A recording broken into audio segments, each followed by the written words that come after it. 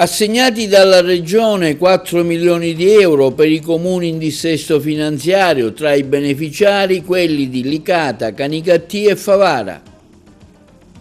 Il perito del Tribunale afferma responsabilità sia nella progettazione che nell'esecuzione dei lavori. Tra le aree naturali finanziate dal Ministero dell'Ambiente in Sicilia, anche quella dell'Isola dei Conigli a Lampedusa. Nuova tappa del progetto Io non ci casco nipoti digitali del Comune di Agrigento presso il quartiere di Fontanelle. Presentato oggi il Parchium dell'Archivio di Stato, intervista alla Presidente della Fondazione Cucinotta che ci anticipa i progetti per il prossimo mese di dicembre. Incontro all'Istituto Gallo Sciascia con i giovani avvocati per discutere e dire no alla violenza alle donne. Oration the World, l'iniziativa del Nidler Web Club di Agrigento al Parco della Valle.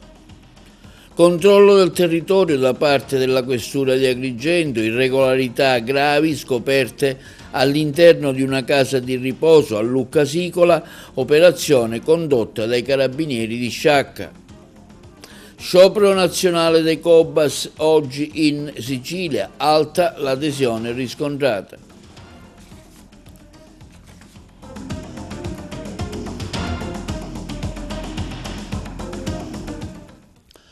Buongiorno, benvenuti col nuovo appuntamento di TV Notizie di oggi 28 novembre venerdì. È stato pubblicato oggi il decreto dell'assessorato alle autonomie locali e della funzione pubblica che assegna 4 milioni di euro ai comuni siciliani in dissesto finanziario, inseriti per la nostra provincia anche quelli di Licata, Canicattì e Favara. A comunicarlo è il parlamentare licatese di 5 Stelle Angelo Cambiano. Il servizio. È stato pubblicato oggi il decreto dell'assessorato delle autonomie locali e della funzione pubblica che assegna 4 milioni di euro ai comuni siciliani in dissesto.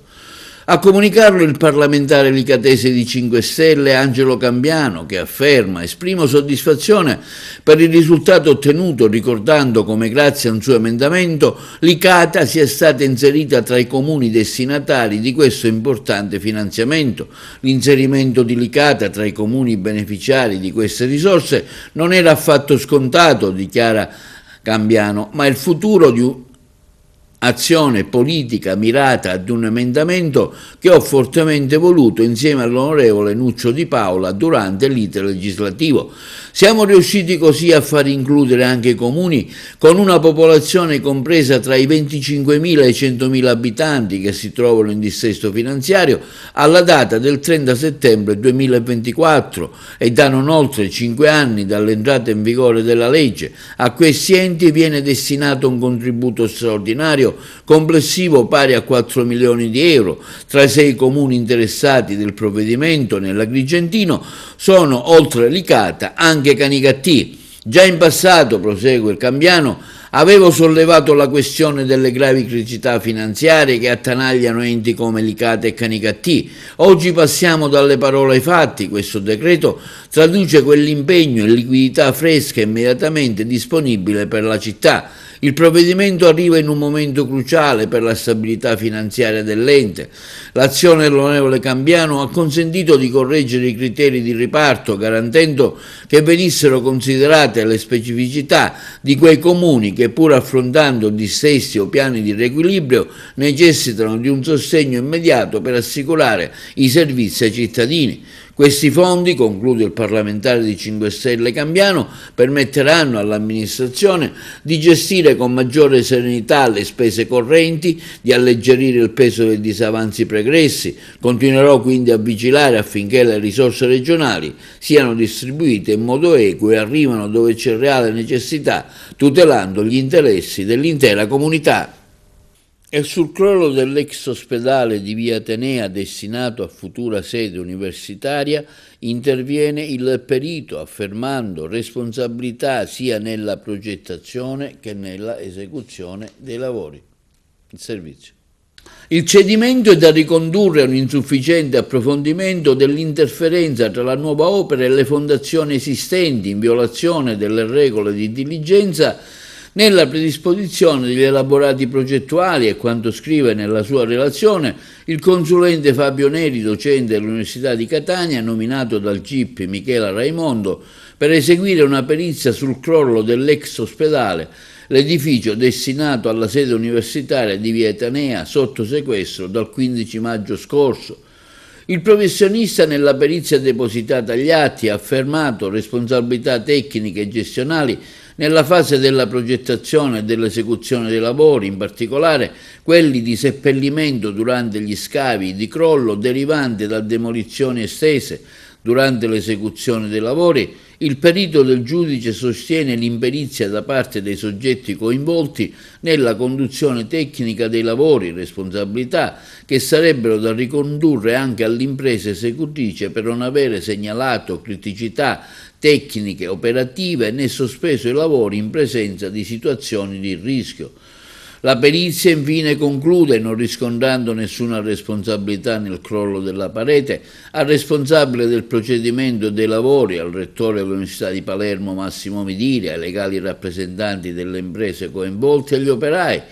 Il prossimo 19 dicembre il documento sarà discusso tra le parti a conclusione dell'incidente probatorio. Sono 9 gli indagati contestati in concorso in reati di crollo di costruzione e altri disastri dolosi e delitti colposi di danno. La prissa privilegiata sul crollo dell'ex ospedale di Via Atenea, quindi è quella dell'errore umano, riconducibile soprattutto allo sbancamento per la collocazione di alcune vasche idriche, 5 le persone offese, tutte residenti o proprietari di abitazione, di via Salita Madonna degli Angeli e di vicolo Ospedali dei Cavalieri di Malta. Lampedusa, Saline di Priolo, Saline di Trapani e Paceco, Fiume Pollina e Pantano di Lentini, queste le 5 aree naturali siciliane inseriti nei progetti di finanziamento da parte del Ministero dell'Ambiente, il servizio. Lampedusa, Saline di Priolo, Saline di Trapani e Paceco, Fiume Pollina e Pantano Lentini. Sono queste le 5 aree naturali siciliane per le quali sono stati finanziati da Roma altrettanti progetti prioritari di ripristino ambientale, complessivamente per oltre 13 milioni di euro, con l'accordo tra la Presidenza del Consiglio dei Ministri, il Ministero dell'Ambiente, è stato approvato il finanziamento delle proposte presentate dall'assessorato regionale al territorio e ambiente, finalizzate all'attuazione in Sicilia del regolamento europeo sul ripristino degli habitat naturali. Per la riserva naturale dell'isola di Lampedusa è prevista la riqualificazione naturalistica della costa meridionale, la ricostituzione della vegetazione naturale, l'acquisizione e la valorizzazione dell'immobile nei pressi della spiaggia Conigli, per parlare della ex casa di Modugno, per realizzarvi il centro per la conservazione e la fruizione della biodiversità insulare del Mediterraneo. Il governo Meloni ha valutato positivamente i nostri progetti, ha commentato l'assessore all'ambiente Giusy Savarino, e a breve con queste risorse potremo dare attuazione, coinvolgendo gli enti gestori, a quanto previsto in fase progettuale. È un percorso avviato che ci permetterà di riqualificare, implementare e tutelare ancora meglio i siti individuati, tra tutti l'acquisizione al patrimonio regionale della casa di Domenico Modugno nella spiaggia dei Conigli a Lampedusa, dove nascerà per l'appunto il centro per la biodiversità del Mediterraneo e la bonifica di un'area nelle saline di Priolo, tornate a essere habitat di nidificazione dei fenicotteri rosa, esempio di resilienza ai margini di un grande polo industriale. Priorità per il governo Schifani che finalmente potranno essere realizzate. A seguito dell'intesa tra la Presidenza del Consiglio dei Ministri e il MASE, nei prossimi mesi il Ministero stipulerà uno specifico accordo con la Regione Siciliana tramite l'assessorato del territorio e dell'ambiente per definire le procedure di attuazione dei progetti. Nuovo incontro ieri per il progetto Io non ci casco, nipoti digitali, organizzati dal Comune di Agrigento, Tappa, con il Comitato di Quartiere di Fontanelle insieme. Le interviste. Assessore, oggi si scende in piazza qui presso il Comitato Fontanelle, si incontrano le persone del quartiere per il progetto Nipoti Digitali Io non ci casco. Anche oggi continuiamo il nostro tour grazie all'ospitalità del comitato di quartiere di Fontanelle, che comunque è un comitato attivo, presente, sempre disponibile a questo tipo di iniziative e a cui va il nostro ringraziamento. E anche in questa occasione abbiamo la presenza delle forze dell'ordine, dei carabinieri e della polizia postale che stanno dando i consigli utili alle persone presenti, agli anziani. Non abbiamo moltissimi giovani in questa occasione, ma il contest dei nipoti digitali continua, perché è il contest di quest'anno dove i ragazzi danno il proprio contributo ai nonnini per evitare questo odioso fenomeno delle truffe agli anziani. Quali istanze stanno arrivando? Stanno arrivando tantissimi video e vocali da parte dei giovani. C'è una sensazione bellissima che stiamo respirando di collettività generale, dove con i ragazzi non si sbaglia mai, cioè sono veramente bravi perché stanno mandando e lanciando una serie di messaggi positivi ai nonnini, messaggi positivi e video che verranno poi premiati nel Io non ci casco a Natale. Ma devo dire che c'è una città, soprattutto gli istituti comprensivi, un grande lavoro che si sta facendo grazie al corpo docente, ai presidi, alla disponibilità del provveditorato, e devo dire che i risultati di questa nuova iniziativa che il Comune di Agrigento con l'assessorato politica e sociale ha voluto portare avanti sta dando delle belle soddisfazioni. Sì, oggi siamo al Comitato di Fontanelle, dove esiste una realtà di comunità e dove le persone possono comunque confrontarsi e scambiarsi le informazioni, e anche presentare i propri problemi e parlarne insieme. C'è un punto, esiste uno spazio, un punto di riferimento. Noi siamo lieti oggi di essere qui, di poter parlare delle attività inerenti al progetto per la prevenzione delle truffe agli anziani. E ci sono diversi anziani, c'è qualche nipote che partecipa oggi all'incontro. Sicuramente queste realtà aiutano pure gli anziani a sentirsi protetti e quindi a poter trovare le giuste informazioni per evitare situazioni incresciose come quelle delle truffe.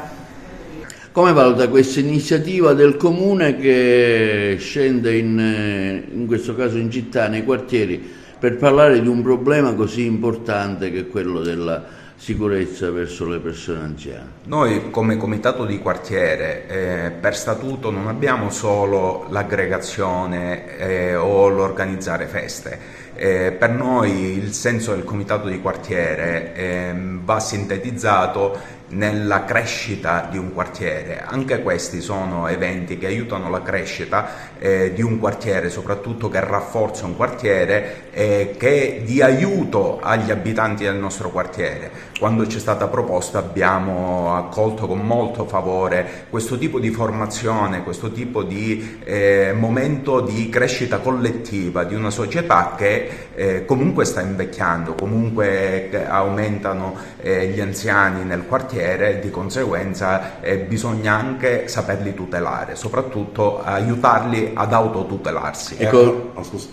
È a conoscenza di qualche caso che è venuto già a Fontanelle? Allora, ovviamente ci sono dei casi che sono già successi, ma di questo se ne occupano le forze competenti. Il nostro ruolo oggi vuole essere quello di supporto alle forze competenti, non vogliamo sostituirci a nessuno, anzi vogliamo agevolare, vogliamo contribuire affinché i messaggi vengano diffusi e vengano percepiti dagli abitanti del quartiere. Signora Michela, cosa ne pensa di questa iniziativa del Comune di Agrigento in merito alle truffe agli anziani nipoti digitali? Ecco un suo parere?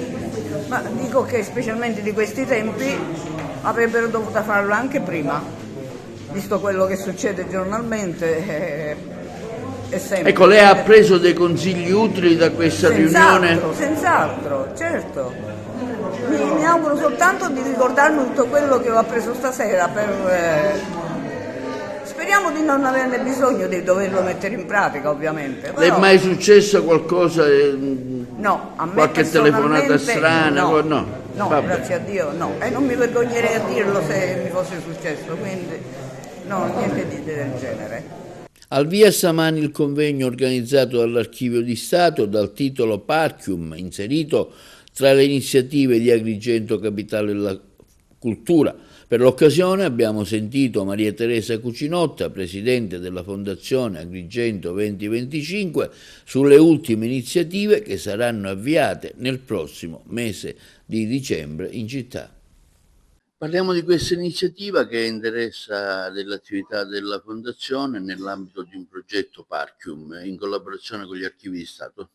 Sì, assolutamente. Questo progetto che fa parte dei nostri progetti, quelli per i quali la Agrigento ha ottenuto il titolo di capitale italiana della cultura, dei famosi 44 progetti del dossier, è un progetto molto importante perché a mio giudizio collega passato e presente e futuro e riguarda non solo le generazioni nostre, ma soprattutto i ragazzi che sono ormai i protagonisti dell'era digitale. Quindi abbiamo qui infatti oggi una rappresentanza e sono molto contenta di questo, come per altri progetti abbiamo tenuto molto anche a sviluppare questa componente della scuola che è stata peraltro sempre molto proattiva, molto interessata laddove sono stati coinvolti. In alcuni casi sono stati anche protagonisti di nostri progetti di fondazione e quindi questo è ancora più importante perché il passato rappresentato dalla ricchezza che abbiamo qua, la ricchezza storica, archeologica, unica al mondo direi, con il futuro della digitalizzazione. Un progetto che poi rimarrà, ma non solo, come dirà poi la direttrice dell'Archivio di Stato, andrà avanti e sarà ulteriormente arricchito proprio nei termini di digitalizzazione, poco fa ne parlavamo, anche con la possibilità che ci sarà sviluppata successivamente di poter avere anche una traduzione quasi simultanea dei documenti scritti in lingua originale che spesso non tutti siamo in condizione di poterlo comprendere, quindi ha una valenza molto importante perché intanto è anche una cosa che resta, che tanto e quindi dà il valore ancora di più ai progetti proprio di Agrigento Capitale. Parliamo di questi progetti in itinere. A dicembre so che avete praticamente esitato quelli presentati. Ecco, se ci può fare un po' un'anticipazione di quello che la gente potrà assistere a dicembre. Quindi a dicembre avremo innanzitutto una cosa carina che ha avuto anche molto successo, il treno storico animato, come lo diciamo, come è previsto dal progetto, con una troupe teatrale che nella tratta Agrigento-Porto Empedocle si presenterà all'interno dei vagoni e farà delle performance teatrali ispirate ai maggiori protagonisti di Agrigento, Pirandello, Camilleri, e ha avuto già molto successo e anche ci saranno altre 2 corse proprio a dicembre. Poi ovviamente la cosa più importante, mercoledì inaugureremo la mostra di Baschi che chiaramente è il progetto di punta di tutto il cartellone, anche se tutti gli eventi hanno avuto la loro importanza e spesso particolarità e anche internazionalità, perché bisogna dire che anche i progetti non hanno avuto solo degli artisti o locali o italiani, ma anche degli artisti internazionali. Ricordo per esempio anche il concerto di quella musica moderna del Clan Forum, che è stato pure un evento particolare con il quale abbiamo iniziato e che ha avuto un riscontro anche in Austria, è stato sviluppato anche un servizio alla televisione austriaca proprio per valorizzare e per portare a conoscenza all'estero questo progetto. E poi ci saranno, inaugureremo anche, io sto andando là, nell'ambito della Via degli Aromi, un altro progetto che è basato sul valore della terra e sui prodotti della terra, che qua è pure un elemento fondamentale non solo del nostro dossier, che come sapete si basa sui 4 elementi di Empedocle, ma proprio perché su questo territorio la terra ha un valore particolare di tradizione e di sviluppo, che in questo momento si accoppia anche ad un sviluppo economico-turistico, perché sappiamo che la gente viaggia anche da un punto di vista per scoprire anche le bellezze alimentari e qua abbiamo un'enorme ricchezza. Avremo ancora altri progetti che si svilupperanno, uno che faremo pure a dicembre che riguarderà le trasformazioni urbanistiche nell'ambito della migrazione, e questo sarà sviluppato dall'Università di Palermo e ancora altre cose. Finiremo tutti i progetti comunque entro dicembre, lo voglio dire, è stata una rincorsa, è stato molto difficile perché abbiamo dovuto lavorare tanto, abbiamo lavorato a testa bassa, spesso siamo stati attaccati, ma non ci siamo fatti abbattere, ecco, questo è importante. Parliamo di questa iniziativa stamattina dove si parla dei parchi che l'Archivio di Stato ha organizzato nell'ambito di Agrigento 2025.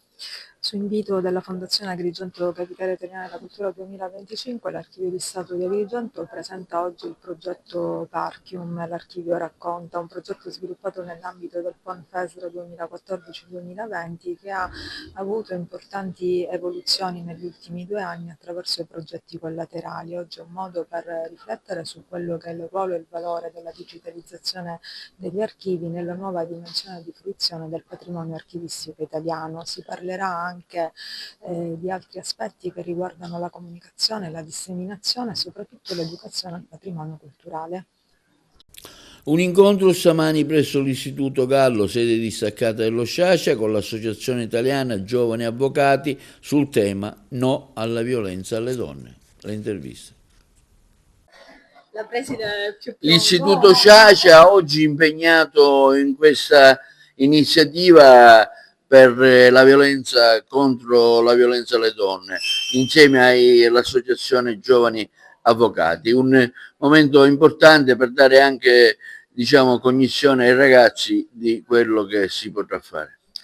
Oggi è un incontro particolarmente importante per la sua valenza formativa e anche per il contributo che l'AICA, i giovani avvocati di Agrigento, danno di esperienza, di conoscenze e di competenze ai nostri giovani e alla nostra scuola relativamente all'argomento della violenza in generale e in modo particolare la violenza nei confronti delle donne, perché purtroppo è ancora quotidianamente una delle piaghe della nostra società e lo sentiamo notizie di cronaca ogni giorno e quindi come scuola non possiamo rimanere inerti e dobbiamo dare il nostro contributo affinché i nostri giovani, i nostri ragazzi possano avere gli strumenti non solo per affrontare qualora si presentassero casi del genere nel giusto modo e superare il problema, ma soprattutto prevenirlo il problema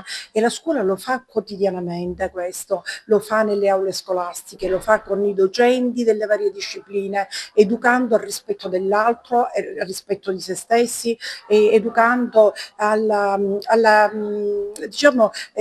all'apertura a una vita gioiosa, piena di soddisfazioni, gratificazioni, dove non ci sia spazio per l'odio, dove non ci sia spazio per la depressione, dove ogni ragazzo trovi la propria strada, perché un ragazzo sereno, un ragazzo tranquillo, chiaramente non sarà predisposto ad assumere atteggiamenti così estremi come quelli della violenza. Ma oggi parlarne con i giovani avvocati, parlarne con i rappresentanti della Casa di Marianna, parlarne direttamente anche con una rappresentante dell'ASP è sicuramente un arricchimento per la nostra scuola perché permetterà ai ragazzi di conoscere le giuste informazioni anche dal punto di vista del diritto, dal punto di vista degli aspetti sociali, ecco, collegati purtroppo a questa situazione. Oggi siamo qui presso l'Istituto Niccolò Gallo Leonardo Sciascia per dare vita al progetto annuale insieme ad AIGA contro la violenza, proprio per dimostrare che AIGA è sempre in prima linea per lottare contro la violenza di ogni genere e soprattutto vogliamo lavorare sull'importante evidenza all'importanza del linguaggio e della comunicazione affinché i ragazzi e le ragazze siano in grado di relazionarsi tra di loro al fine di porre delle basi sane, solide e costruttive nel rapporto tra uomo e donna, nel rispetto reciproco, e per far sì che si possano porre le premesse per il rispetto e la tutela della parità di genere. Oggi, grazie ai nostri soci, avremo modo di affrontare la tematica relativa al codice rosso e quelli che sono gli strumenti di tutela delle donne, ma anche degli uomini che subiscono violenza, quali sono le forme di protezione che il nostro sistema legislativo prevede, e anche grazie alla dottoressa ostetrica Genuardi affronteremo la tematica relativa alla prevenzione sotto il profilo del codice rosa, che prevede un tipo di protocollo che è presente nel presidio dell'ospedale San Giovanni di Dio, nel caso in cui vi siano delle violenze di donne che si presentano a pronto soccorso con evidenti segni di violenza. Noi crediamo fortemente in questo progetto e lo faremo in maniera trasversale, facendo in modo che oggi nel primo incontro saremo noi a dare delle nozioni, ma negli incontri successivi saranno i ragazzi a dare a noi gli strumenti per fare una lotta davvero di genere, per superare appunto questi stereotipi e far battere questo muro della violenza, far sì che chi ha paura di denunciare possa capire che ci siano persone, enti, istituzioni, ma anche la stessa scuola, che può aiutare in questo percorso. Allora, oggi abbiamo deciso di organizzare un convegno insieme ad AIGA sul tema del contrasto alla violenza contro le donne, perché crediamo fortemente nel ruolo della scuola, nel ruolo dell'informazione, formazione e prevenzione diffusa.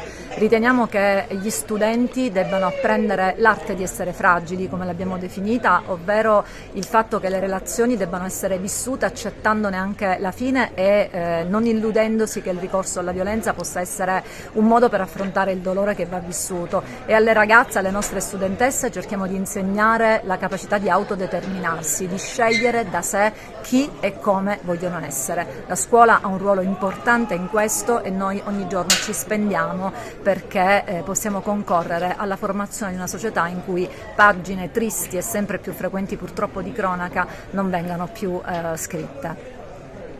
Ai filippini stamani la presentazione dell'evento Costruttori di pace e testimoni di fraternità, una marcia per la pace che andrà dal Tempio di Giunone ai Tempi della Concordia di rilevanza nazionale. Le interviste a Luca Piras, ministro nazionale dell'Ordine dei Francescani Siciliani, Carmelo Vitello, ministro regionale dell'Ordine Francescani, e al sindaco Miccichè. Agrigento per marciare per la pace, per gridare insieme il desiderio di pace. Agrigento, centro della cultura, della storia, che richiama in qualche modo la storia di tutti noi e ci chiede di provare a costruire la pace, non col semplice abbandono delle armi nei luoghi di pace, ma dalla costruzione giorno per giorno del piccolo pezzo di pace che riguarda ciascuno di noi, a partire dal riconoscimento dell'altro, a partire dalla dignità di ciascuna persona. Per cui una pace grideremo insieme, diremo insieme, chiederemo insieme una pace che parta dall'impegno quotidiano di ciascuno. Ci ritroveremo insieme domani pomeriggio alla Valle dei Templi per vivere questo evento Costruttori di pace e testimoni di fraternità, un momento rappresentativo in cui ci incontreremo come francescani secolari d'Italia insieme alle aggregazioni laicali, alla comunità islamica, alla Chiesa agrigentina e a tutti gli uomini e le donne di buona volontà per rappresentare il desiderio appunto della costruzione della pace ed essere testimoni di fraternità. Rispetto all'io che dilaga nella nostra società, che continua a dividere e miete violenze e vittime, ribadire il desiderio del noi, il desiderio della fraternità, in maniera simbolica alla Valle dei Templi, davanti a questo mare Mediterraneo, luogo di accoglienza ma luogo di tante difficoltà, di fronte alla bellezza della Valle dei Templi. Sarà un momento artistico, culturale, rappresentativo, significativo. Avremo la presenza di segni, di gesti che appunto parleranno del desiderio della concordia e il desiderio della fraternità. L'espressione artistica di Gaetana Aronica, dei ragazzi del Martin Luther King di Favara, daranno appunto maggiore vigore al messaggio che vogliamo lanciare nella bellezza della Valle dei Templi. È un evento aperto a tutti, insieme per poter rappresentare il desiderio appunto di fraternità che vogliamo lanciare dalla città di Agrigento. Stiamo ospitando i 3 giorni di questo convegno dell'Ordine dei Francescani Secolari d'Italia, un momento meraviglioso. Agrigento diventa una piccola Assisi, è un messaggio di pace che viene lanciato in tutto il mondo e peraltro rientra nello spirito del nostro dossier delle linee guida, dove noi abbiamo voluto parlare e rivolgere a tutta l'Italia quel sentimento di accoglienza e di integrazione, quello che noi riusciamo a fare col fenomeno migratorio, relazioni tra le varie etnie del Mediterraneo. Questo ci ha contraddistinto e è nel nostro DNA. Ringrazio l'Ordine quindi dei Francescani Secolari d'Italia, perché anche domani si culminerà con l'accensione del Tripoli della Pace proprio sotto il Tempio della Concordia, con un messaggio che verrà rivolto. Ci saranno anche tutte le rappresentazioni delle varie religioni, quindi penso che per Agrigento è un momento particolare. Linea alla regia per la pubblicità. Si è svolto a Casa San Filippo Orange the World dalla Valle dei Templi di Agrigento, un'iniziativa fatta dall'Inner Well Club che ha visto la partecipazione di qualificati relatori. Il video realizzato alla Valle dei Templi si potrà visionare integralmente sul nostro sito YouTube. Il servizio di Margherita Trupiano. Time keeps turning like a wheel, and the face of our world is changing forever. We'll accept the challenge, that's for real, with responsibility, and we'll make it together. From deep inside, the energy to do it right is the axle making the wheel go round. In our wheel, it's hope that we are giving. In our wheel, it's charity we are living. In our wheel, we can help.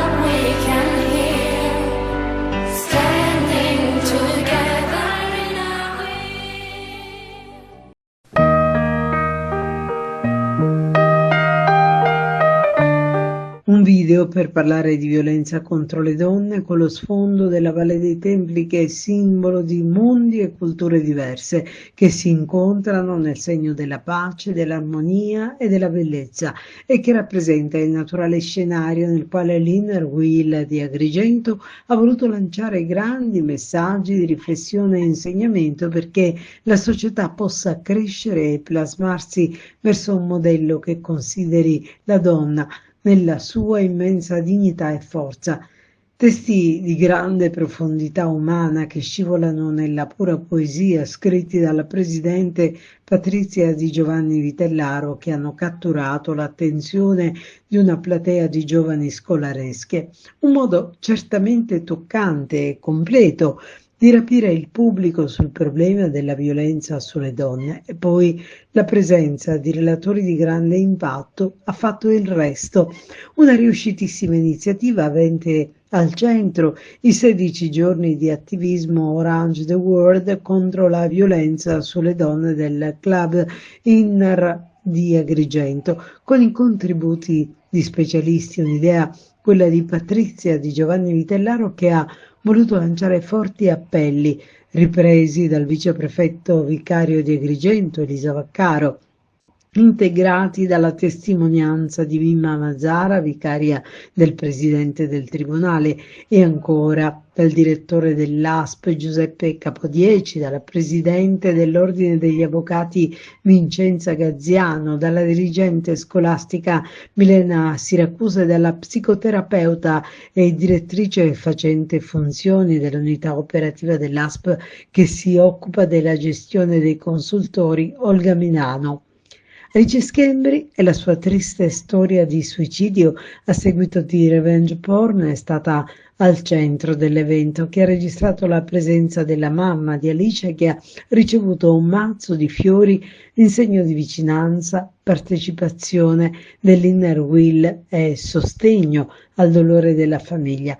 A conclusione dei lavori, 2 socie del club direttamente coinvolte nel video, Claudia De Luca e Costanza Gaccioppo, hanno ringraziato con commozione la presidente Giovanni Vitellaro per l'impegno, la sensibilità e la capacità di trasmettere un forte messaggio di educazione e prevenzione del fenomeno. E devo dire che sono emozionata, sono commossa, perché questo lo devo creare noi. Io vorrei fare avvicinare le mie 2 creature, tra virgolette, perché sono state eccezionali. La terza macchina è stata trattenuta inevitabilmente per motivi di lavoro.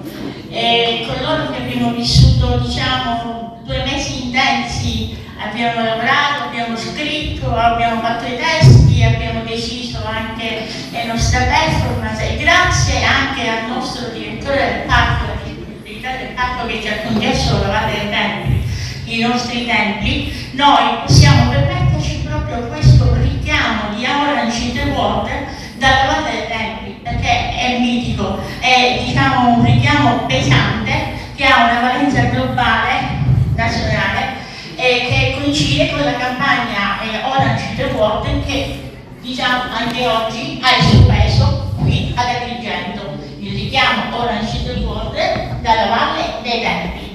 L'incontro di oggi mi è piaciuto tantissimo, perché comunque abbiamo potuto analizzare alcune delle tematiche che sono molto frequenti per noi giovani, ma che spesso non vengono adattamente trattate all'interno della scuola per mancanza di tempo, e che comunque ci hanno aperto gli occhi su tantissime cose. Poi l'intervento degli specialisti è stato veramente utile per capire quelle che sono le vere problematiche in questo ambito, quindi è stato molto istruttivo oggi per noi.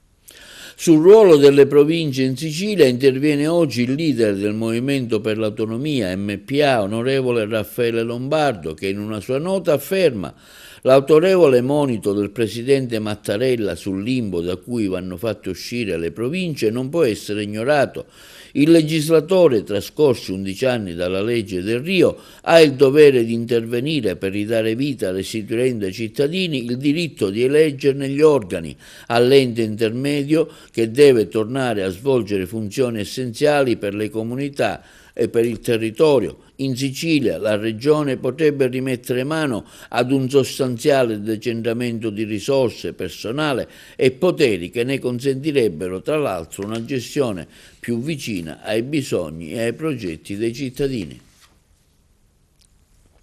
E sulla crisi idrica in Sicilia occidentale la Regione ha incontrato Lati di Trapani e Laica di Agrigento. Ce ne parlano meglio i colleghi di Trapani. Lungo incontro a Palazzo d'Orleans tra la Regione e i sindaci del Lati di Trapani per affrontare la grave crisi idrica causata dalla carenza di risorse della diga Garcia. A guidare il confronto è stato il vicepresidente della Regione ed assessore all'agricoltura Luca Sammartino, che ha ascoltato le criticità esposte dai sindaci ed illustrato le misure già adottate o in fase di avvio dal governo regionale. La Regione ha fatto tutto ciò che era in suo potere per tamponare e risolvere nel più breve tempo possibile la crisi, ha detto Sammartino. Stiamo completando le misure d'emergenza, ma allo stesso tempo siamo impegnati a portare avanti anche progetti importanti di medio e lungo periodo per realizzare soluzioni più strutturali sulle reti e sulle distribuzioni, come il collegamento tra la diga Arancio e la diga Garcia, che permetterà di trasferire velocemente risorse idriche tra i 2 invasi e sarà pronto già nei prossimi 30 giorni. Sammartino ha assicurato poi ai sindaci che un nuovo incontro sarà programmato entro una settimana per verificare lo sviluppo delle soluzioni attivate per l'emergenza e ha chiesto a Lati, guidata da Francesco Groppuso, sindaco di Calatafimi Segesta, di portare in quell'occasione un documento illustrativo dei progetti cantierabili che la Regione potrà prendere in considerazione nei prossimi atti di programmazione. Critico invece il deputato trapanese all'Ars del PD Dario Safina, che parla di caos idrico scaricato sui cittadini, dichiarando: non possiamo restare in silenzio di fronte a ciò che la maggioranza ha appena approvato in Commissione Bilancio. Secondo questa norma la Regione anticiperà 18 milioni a Sicilia Acque per conto dei comuni ex EAS, ma poi chiederà agli stessi comuni di restituire tutto in 10 anni attraverso bollette ai cittadini. Il problema non è il principio secondo cui l'acqua va pagata, che è sacrosanto. Il problema è che i comuni oggi non sono nelle condizioni giuridiche ed operative di emettere alcuna bolletta. Lo dicono le sentenze della Corte Costituzionale dei TAR, che stabiliscono chiaramente che i comuni non sono gestori del servizio idrico integrato, non possono bollettare, punto. Questa manovra ignora completamente tale quadro normativo. E sempre a proposito di crisi idrica, ma questa volta nell'Agrigentino, ieri, sempre a Palazzo Dorrens, c'è stato anche l'incontro tra il presidente della regione siciliana Renato Schifani ed i responsabili di AICA, azienda idrica comuni agrigentini, nel quale si è parlato della situazione di grave morosità della stessa AICA nei confronti della società di sovrambito, e cioè Sicilia Acque, e dei quali la Commissione Bilancio dell'Assemblea regionale siciliana ha approvato l'emendamento alla legge di stabilità per ripianare i debiti e scongiurare l'interruzione dell'erogazione idrica da parte di Sicilia Acque nell'Agrigentino. Una proposta accolta con soddisfazione dalla presidente del CDA di AICA Daniela Nobile, accompagnata dal presidente dell'Assemblea dei Soci Salvatore Di Bernardo e quello dell'ATI Giovanni Cirillo. Schifani ha tenuto a sottolineare che questo impegno della regione è necessario per impedire che siano i cittadini agrigentini a pagare gli errori dei loro amministratori, ma ha ribadito la necessità di avviare un piano di rientro per i comuni morosi. Il provvedimento della regione, inserito nella prossima finanziaria, prevede dunque 10 milioni di euro nel 2026 ed altri 10 del 2027 vincolati al pagamento del debito verso Sicilia Acque, che AICA dovrà restituire in 10 anni. Passiamo alla cronaca. La questura di Agrigento continua l'attività dei controlli amministrativi nel territorio cittadino e in provincia. Il personale della divisione della polizia amministrativa della questura di Agrigento ha effettuato infatti un'attività di controllo amministrativo finalizzato alla verifica del rispetto delle normative vigenti da parte dei titolari di pubblici esercizi. I controlli hanno dato esito positivo, consentendo di accertare tante violazioni. In particolare il titolare di un bar di Raffadali è stato sanzionato per un importo complessivo di 2.100 euro per la mancata compilazione dei registri HACCP e per l'occupazione abusiva di suolo pubblico. Il titolare di una struttura alberghiera di Agrigento è stato sanzionato per un importo di 1.600 euro per mancata esposizione della tabella con il codice CIN-CIR e per mancanza del rilevatore di monossido di carbonio all'interno del locale cucina della stessa attività commerciale. Ha chiesto di patteggiare la pena SF, un 56enne di Raffadali, datore di lavoro di Antonio Burgio, l'operaio 69enne di Raffadali, morto il 24 luglio del 2023 in un incidente sul lavoro. La vittima precipitò dall'altezza di 5 metri mentre lavorava alla realizzazione di una tomba di famiglia presso il cimitero comunale di Aragona. Il GUP del Tribunale di Agrigento, Jacopo Mazzullo, tuttavia non ha ancora accolto la richiesta di applicazione di 2 anni, presentata dopo l'accordo tra il pubblico ministero e il legale dell'imputato. L'entità della pena sarà ridiscussa e verosimilmente rideterminata il 4 dicembre prossimo. L'imputato è accusato di omicidio colposo. All'epoca del fatto a nulla servirono i tentativi di rianimare l'uomo deceduto poco dopo l'arrivo degli operatori sanitari dell'elisoccorso. Non avrebbe comunicato i nominativi degli ospiti presenti, avrebbe anche ampliato la struttura senza alcuna autorizzazione e sarebbe risultato sprovvisto della SCIA, il documento che certifica l'avvio dell'attività. I carabinieri del nucleo dell'Ispettorato del Lavoro del Comando Provinciale di Agrigento, insieme ai loro colleghi del nucleo antisofisticazioni e sanità di Palermo e ai minipari del reparto di Sciacca, hanno effettuato un'ispezione all'interno di una casa di riposo di Lucca Sicola. Al termine dell'accertamento sono state riscontrate diverse irregolarità amministrative e penali. A finire nei guai è stato un quarantenne agrigentino, rappresentante della casa di riposo, denunciato in stato di libertà alla Procura della Repubblica di Sciacca. L'uomo, tra le contestazioni amministrative e penali, è ritenuto responsabile di non avere mai presentato la SCIA, aver ampliato i posti letto da 16 a 28, mancata fruizione del riposo settimanale, superamento dell'orario lavorativo, omesso aggiornamento del documento valutazione rischi, non avere proceduto a effettuare le schede di notifica delle persone alloggiate all'autorità di pubblica sicurezza, mancata iscrizione all'albo comunale per la vigilanza igienico-sanitaria. Inoltre sono state elevate sanzioni per oltre 15.000 euro. I giudici del Tribunale dell'Esame di Palermo hanno rigettato i ricorsi del difensore e confermato le 4 misure cautelari emesse nell'ambito dell'inchiesta sulla centrale per il confezionamento e l'ormeggio di sostanze stupefacenti scoperta all'interno di un'abitazione nel quartiere di Canicattì di Borgalino. Restano dunque in carcere Liliana Cettina Lomanto, 56 anni, Maria Grazia Licalzi, 24 anni, Calogero Lo Giudice, 51 anni, tutti di Canicattì, e Giovanni Avvenanti di Agrigento. Ai domiciliari con il braccialetto elettronico rimane invece assunta Giustina Pia Milazzo, di 25 anni, in gravidanza. Nelle prossime ore è attesa la decisione per Salvatore Moio, di 39 anni, originario di Napoli, ma da tempo residente a Canicattì, arrestato nei giorni scorsi, attualmente domiciliare. 7 gli indagati, tra cui un minore di 14 anni, devono rispondere di detenzione di sostanze stupefacenti ai fini di spaccio in concorso nei confronti degli indagati. È caduta l'aggravante dell'avere ceduto la droga a un minorenne. Nell'abitazione sono stati rinvenuti e sequestrati cocaina, crack, strumenti per preparare le dosi, oltre che una grossa somma di denaro. Oggi l'Italia si è fermata per lo sciopero generale contro la finanziaria di guerra. I Cobas e tutto il sindacalismo di base denunciano una manovra che taglia diritti e servizi mentre aumenta le spese militari. Manifestazioni anche a Palermo. I colleghi di Palermo.